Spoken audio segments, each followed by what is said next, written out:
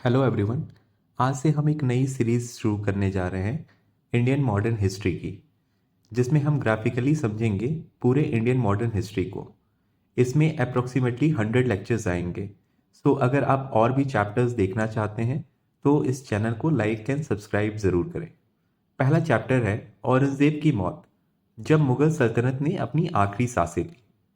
वो दिन था जब एक बूढ़ा बादशाह अपने तंबू में अकेले बैठा था, जिसकी आवाज से कभी हिंदुस्तान कांपता था। आज वही आवाज सिर्फ उसकी सांसों की गिनती कर रही थी। उसका नाम था औरंगजेब आलमगीर, वो बादशाह जिसने आधी सदी तक धरती पर राज किया। लेकिन आज मौत उसके सामने थी, और साथ में मुगल सल्तनत की आखिरी सांसें भी। कभी ये वही औरंगजेब था जो अपने बाप शाहजहां को कैद करता है, अपने भाइयों को तलवार से मिटा देता है, क्योंकि उसे लगता है कि ताज सिर्फ उसका है। वह सोचता है राज करने के लिए दिल नहीं तलवार चाहिए। लेकिन यही सोच एक दिन उसकी सल्तनत के पतन की वजह बनी। औरंगजेब ने पूरे हिंदुस्तान में धर्म के नाम पर आग फैलाई, मंदिर तोड़े, जजिया लगाया, हिंदू मुस्लिम के बीच दीवारें खड़ा कर दी। लोग डरने लगे, पर प्यार करना छोड़ दिया। और यही थी उसकी सबसे बड़ी हार, क्योंकि जब प्रजा के दिल में टूटते हैं तो सिंहासन कभी नहीं टिकते। औरंगजेब को लगा वो जितनी ज्यादा जंग लड़ेगा उतना ज्यादा अमर होगा। वो दक्कन की मिट्टी तक जा पहुंचा, जहां उसने सालों तक युद्ध लड़े, मराठों से, राजपूतों से, अफगानों से। लेकिन हर जीत सल्तनत को थोड़ा और कमजोर करती गई।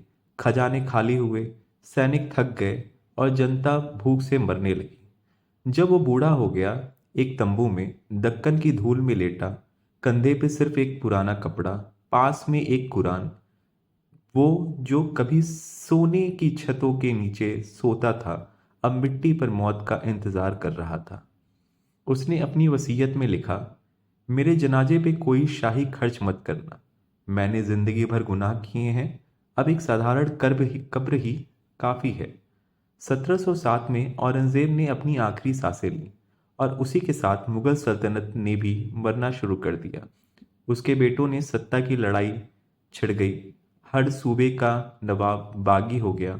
मराठे सिर उठाने लगे, सिख अपने हक के लिए लड़ने लगे, और अंग्रेज जो अब तक मेहमान थे धीरे धीरे मालिक बनने लगे।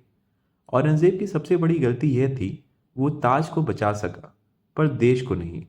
उसने राज किया तलवार से, पर दिलों पर नहीं। कभी कभी बादशाहत को बचाने के लिए कठोर नहीं, इंसान बनना पड़ता है। पर वो ये बात कभी समझ ही नहीं पाया। उसकी मौत के बाद दिल्ली का तख्त खाली नहीं हुआ, लेकिन उसका वजूद मिट गया। क्योंकि कोई भी सल्तनत नफरत से नहीं चलती, वो चलती है मोहब्बत से। और जब मोहब्बत मर जाती है तो सल्तनत भी सांस नहीं लेती। औरंगजेब चला गया, पर उसकी गलतियां आज भी इतिहास में जिंदा हैं। वो सिर्फ एक बादशाह नहीं था, वो एक सबक था कि ताकत हमेशा एक दिन गिरती है, अगर वो इंसानियत से ऊपर चली जाए। औरंगजेब की मौत जब मुगल सल्तनत राख में बदल गई और औरंगजेब मरा, तब भारत की सबसे बड़ी सल्तनत टूट गई।